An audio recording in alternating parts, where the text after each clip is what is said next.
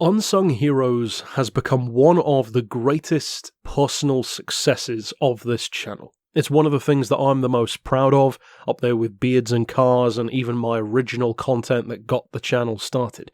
And to think that back midway through 2017, I wasn't even planning to make it a regular series, it was very much so a hit or miss thing for me. I made a couple of episodes, not really on any kind of specific schedule, but then things started to pick up steam.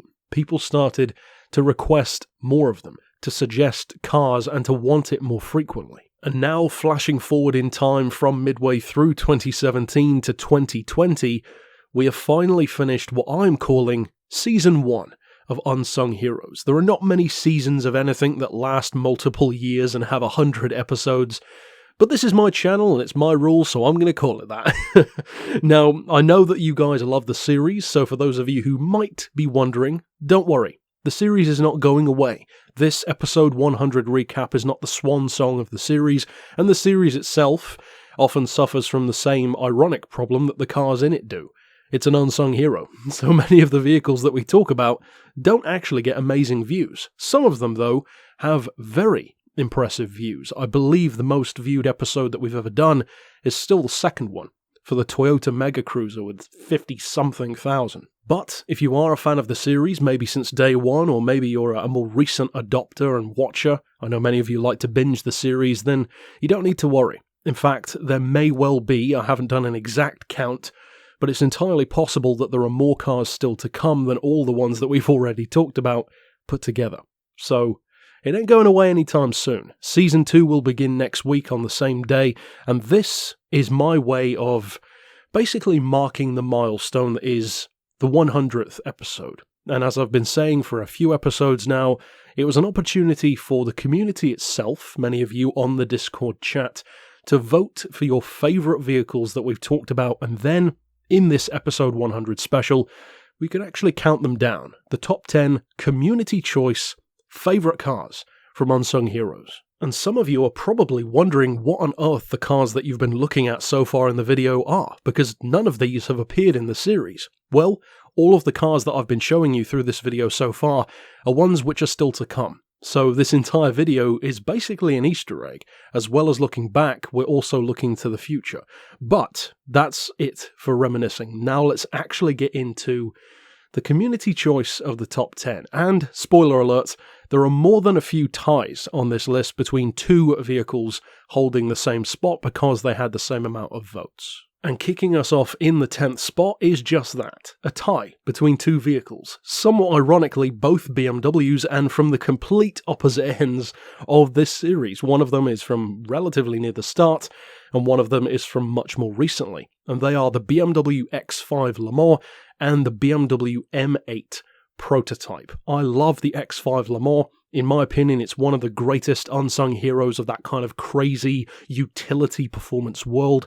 All of us know about the Espace F1s and the Transit Supervans, but stuff like the X5 Le Mans or the Citroën Picasso Cup, they don't get the same level of love. And of course, the M8, which many of you will remember from recently on the channel, had a fascinating story behind it. And incidentally, you can of course click on the playlist and check out any of these episodes that you haven't watched already, because every single story that these cars have is pretty fascinating. Next up in number 9, though, we have one of the prettiest concept cars of all time, in my opinion, and a car which, in a weird kind of way, almost is going to see the light of day thanks to its designer, now working on the SSC Tuatara, and that is, of course, the Pininfarina Maserati Birdcage 75th anniversary concept. What a name for what a car. A 6-litre, I believe, Maserati MC12, aka Ferrari Enzo engine vehicle, 700 horses, could have been a pure Maserati hypercar.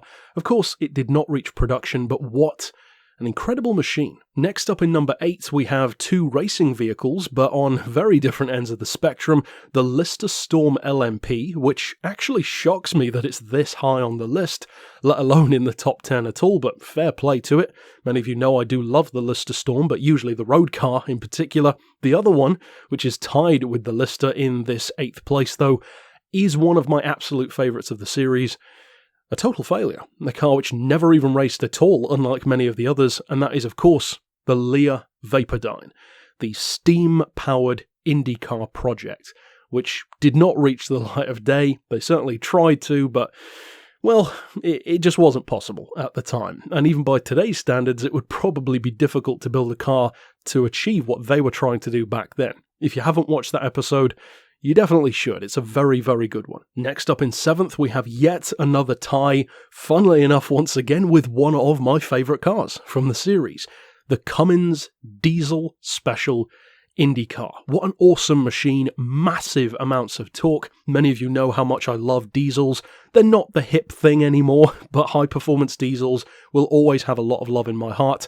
There's a reason why I bought a V10 diesel as my first car, and there's a reason why an Audi Q7 V12 is one of my dream cars. I absolutely love high-performance diesels, and far, far before Audi and Peugeot were winning at Le Mans, this car pioneered it way back in the day, and proved what it could do. Tied with that car, though, is a vehicle which I knew would be part of the series even from day one. It's one of the unsung heroes that always stuck out in my mind, even before I used to call them that, and that is, of course, the Lancia ECV1.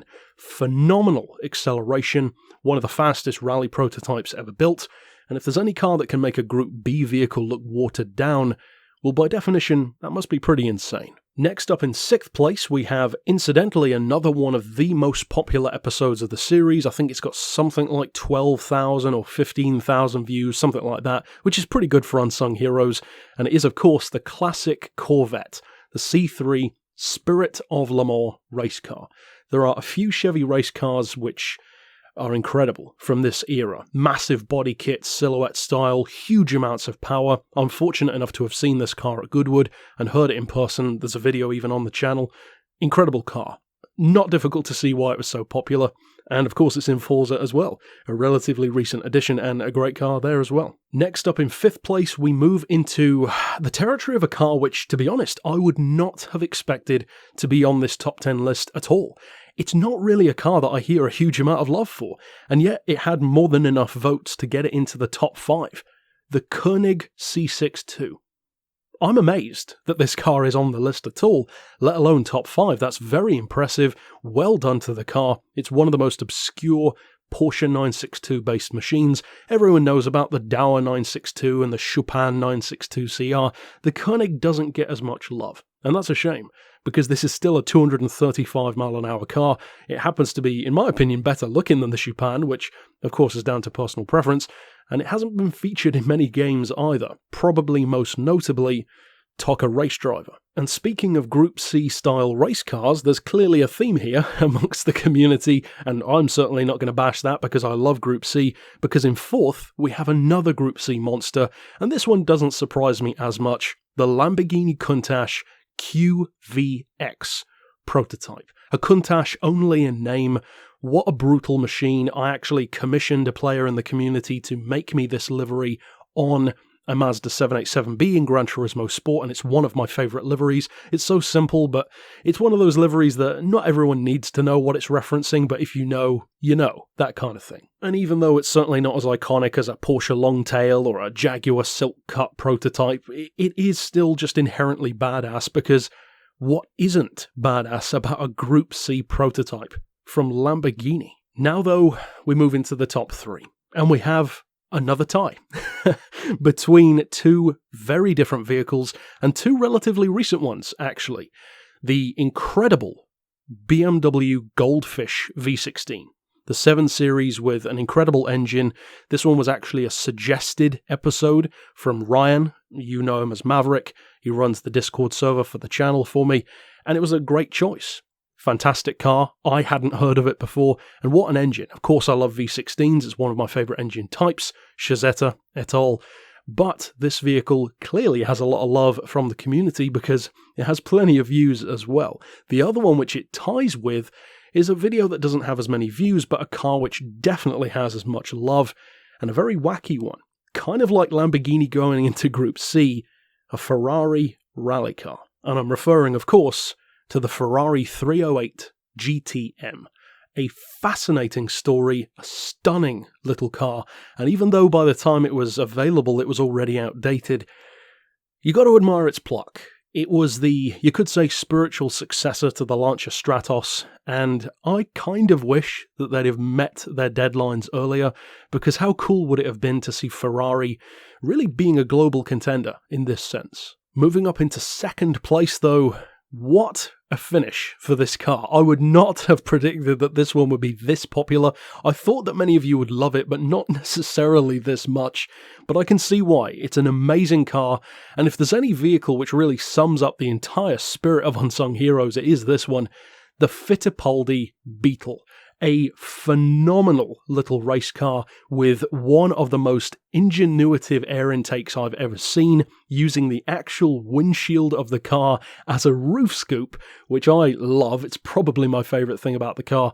It's iconic, it has such a strong and fervent little fan base, it's certainly a cult favourite, as the Beetle itself is already, and the performance on this thing was phenomenal. If, again, you haven't watched this episode, you really should.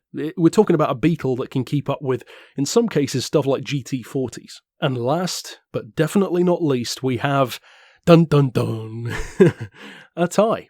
A tie for first place, which seems somehow ironically suited to Unsung Heroes, that it's not one specific car, but the two vehicles are similar, but at the same time very, very different. One of them doesn't surprise me that it has so many votes. I certainly gave a lot of love to the car in its episode, and had it had been produced, it would have been one of the most significant cars in real life that we've ever talked about. The other one certainly isn't a looker, but it was a great little advertising campaign for future technology, and the two cars are, of course, the Lamborghini Countach Evoluzione, which is the second Countach to be on the list, so well done Lamborghini, and the other one is, of course, the Peugeot Oxia.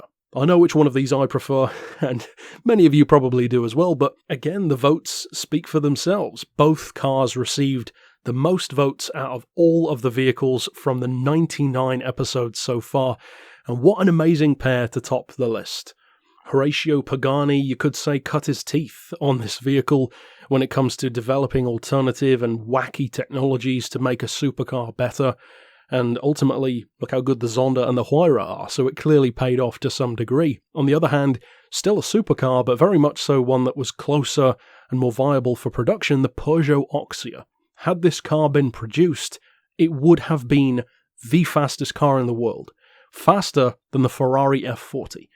I personally believe that that was a huge misstep from Peugeot. They should have made this. It would have made them even more iconic than they already were.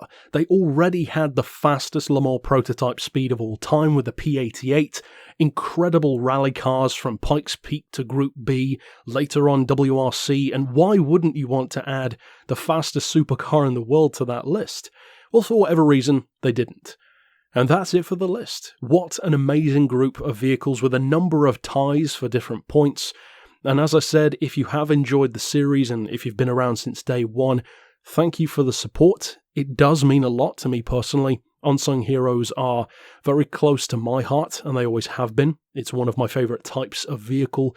And as I said, the series is not going away anytime soon. So, if you do enjoy it, stick around, there's plenty more to come, and thank you for the votes. And of course, if you do want to continue voting, we will be doing a Season 2. And at the end of Season 2, in a similar amount of time away probably, we'll be counting down our top 10 again, except that time, it'll be out of 200 cars. And you can continue voting for the cars that are already in this list, if you want to push them even further up the rankings. Overall, thank you for your support. Of course, stick around for more on the channel, and until next time, I'll see you then. But for now, as always, thanks for watching.